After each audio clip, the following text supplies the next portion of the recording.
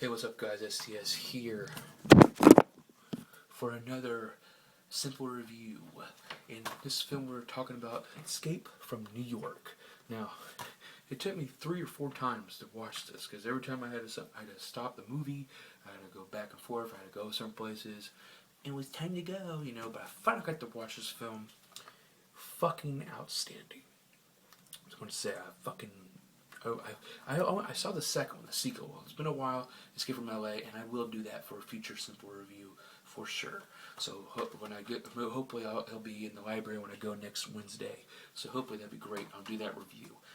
But to me right here, I mean, when I finally got to watch, I always saw bits and pieces of this film as a youngster. But I finally got to watch this whole fucking film, which I'm glad about. The Shot Factory did this, Screen Factory, whatever. They did the new stuff. Oh, I would show you the disc of it because it's the original artwork, but you can see it yourself. I'm probably going to use this as the cover art too because I like this one better than the original. I can just read the plot right here for it. It's Escape from New York. It's a 1981 American dystopian action film co-written and co-scored and written, directed by John Carpenter. The film is set in the then-year future, 1997, in a crime-ridden United States that has converted Manhattan Island in New York City into a maximum security prison. Ex-soldier Snake Plissken, Kurt Russell plays him, is given 24 hours to find the President of the United States, who's played by Pleasence, who has been captured by prisoners after the crash of Air Force One. And, what can you say about it? First of all, too, let's just see all the whole acting. I mean, the whole actors in the shit. Kurt Harris, like I said, Lee Van Cleef, which it was very weird seeing him in this film because I've seen him in a bunch of fucking westerns, but he was in this film, and I was watching on the bonus features here, Return to Escape from New York featurette, which is pretty cool, where they were talking about, why don't you get Lee Van Cleef, no one's going to see him around, he did well. His Hulk, or whatever his name was, Ernest Borgnine, who plays Cabby, which I know Ernest Borgnine. The first time I saw him was being the owner of the Milwaukee Bears, or whatever it was, from basketball. He's also in The Wild Bunch and some other damn films. I didn't really watch much of his films, but he was great in this film. Pleasence. What can you say about Pleasence? Spoiler alert. You're the Duke. You're number one. Isaac Hayes. Chef. Or he's known as the Duke of New York here. Susan Hubley, which I didn't even know who she was. I don't know why she was on here. Why is she even on this? She's on there one take, probably. It was when the part of the scene where he runs away from the crazy fucking retards, or whatever they're called, the prisoners or whatever, and she's just in the Cuckoo, like something, the restaurant called Full of Coffee of Cuckoo, or whatever. Well, it was Kurt Russell's first wife at the time. And Harry Dean Stanton as Brain, which I did one with Repo Man. He was in it. And you have Andreen Barbeau, I don't know, as Maggie Attawut. She really cut the eyes of men in this film. Jesus. The cleavage, the master cleavage in this film. And I've seen The Fog with her in it before and stuff like that. But she was pretty damn sexy here. Now, she's 70 years old now, so I don't know about that now, but fucking gorgeous. But the thing is, though, about this whole thing is just... And also, before that, I seen the deleted scene of the original opening bank robbery sequence. When I listened to the commentary, because with Kurt Russell and John Carpenter, but I did not watch... I do want to watch this movie again with the full commentary. I was going to do it now, but it's got to go back soon. But the thing is, I do want to check it. But I had to check out the thing. And looking back at the original, what the thing is, he was just stealing, credit cards or whatever at the federal depository, whatever it is. And that was this whole big thing. And then he had a person helping him with him, and they just run, and then but it's because it's before the movie fell out, and it was telling John Carpenter, they had this, but really, what was the point of it, really? I think it was a waste of time. I'm glad it wasn't in the full film. I mean, because he was saying it was humanizing, because if Snake don't give a shit about nobody else. But the last point, he runs and sees his friend and gets shot by from the fucking evil police. But, it was okay. I do like one of the special features of this thing is they had a conversation with Alan. Oh my God, his name isn't on here. Or Alan Howarth. I can't say his name. Hold on. Let's see. Oh,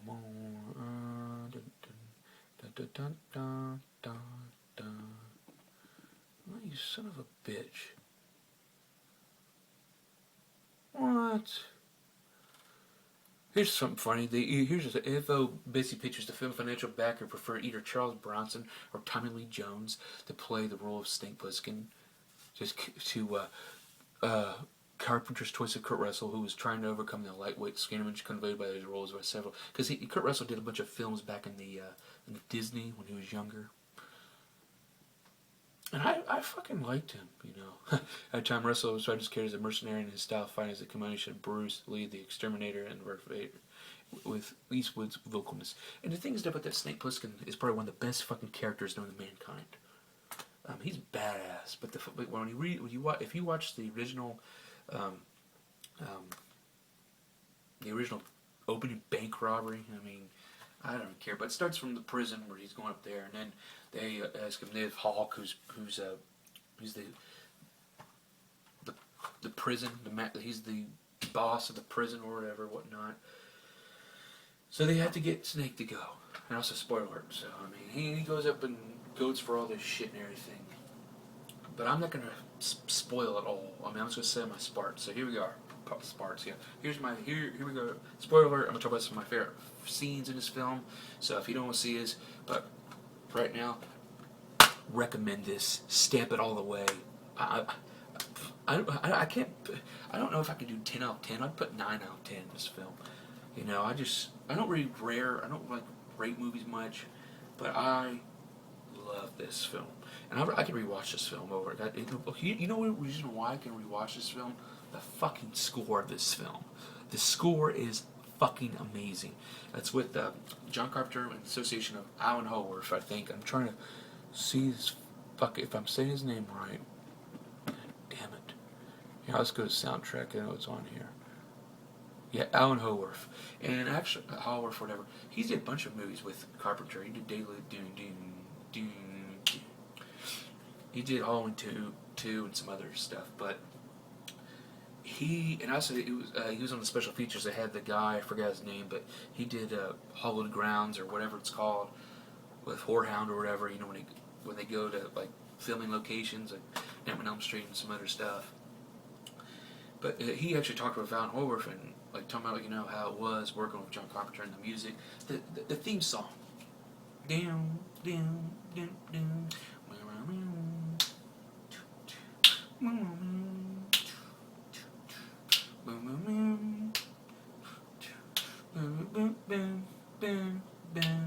All that shit. I can't do it, but the score is amazing, especially the Duke of Rising.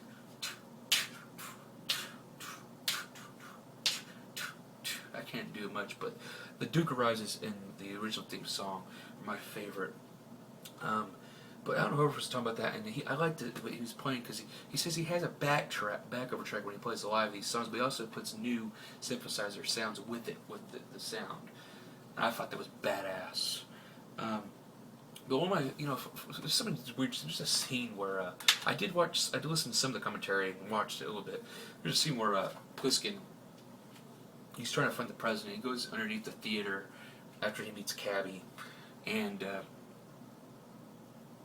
there's these junkies, they're all junkies, and it was like they had this woman, like they were gonna rape her and shit. They're all took her top off her tits, and the commentary, John Carpenter, like the actress turning up to yell this in the film, and it showed Snake like looking like that, like interesting. And then I was listening to the commentary. Kurt Russell's laughing. I love Kurt Russell's laugh.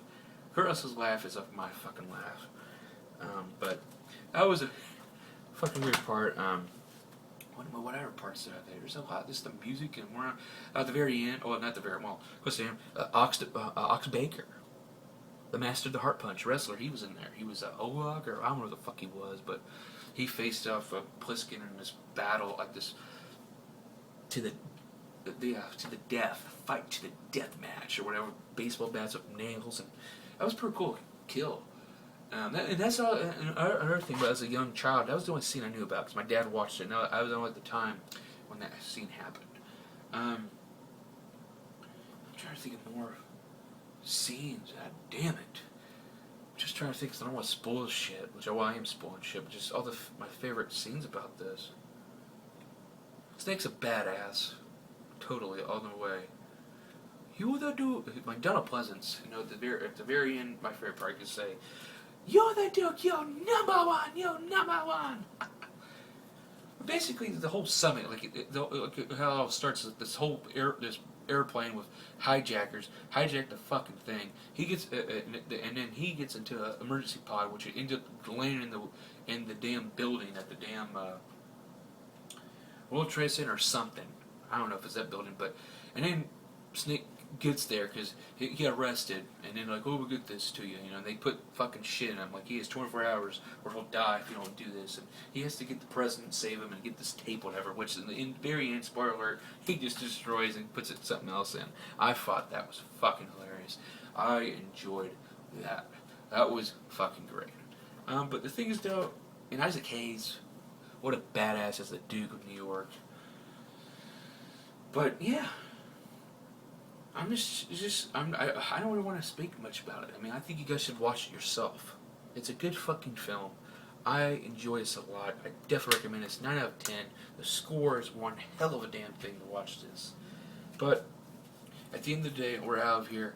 Good classic. Check out Escape from New York.